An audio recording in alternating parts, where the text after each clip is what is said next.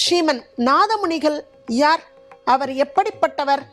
ஸ்ரீ வைஷ்ணவ ஆச்சாரிய பரம்பரையின் முதல் ஆச்சாரியனான ஸ்ரீமன் நாதமுனிகள் கிபி 9-10ஆம் நூற்றாண்டு மறைந்து போன 4000 திவ்ய பிரபந்தத்தை ஆழ்வார் திருநகரியில் நம்மாழ்வாரின் அருளாலே மீட்டெடுத்து இசை வடிவில் தொகுத்து அரங்கன் வழிபாட்டில் சேர்த்தவர்.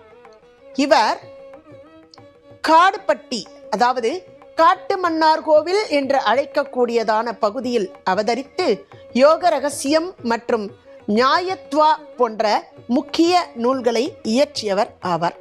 இவர் ஆனி மாதம் அனுஷ நட்சத்திரத்தில் காட்டு மன்னார் கோவிலில் வீரநாராயணபுரம் என்று அழைக்கக்கூடியதான இடத்தில் பிறந்தார்.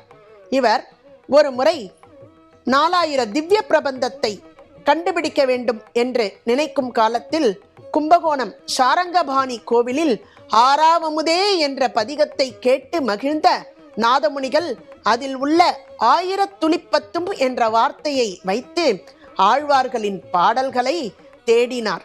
நம்மாழ்வார் அருளால் ஆழ்வார் திருநகரியில் மதுரகவி ஆழ்வாரின் கண்ணினுன் சிறுதாம்பு பாசுரத்தை 12000 முறை பாடி நம்மாழ்வாரின் அருளை பெற்று 4000 திவ்ய பிரபந்தங்களையும் பிற ஆழ்வார்களின் பாடல்களையும் சேர்த்து மீட்டெடுத்தார்.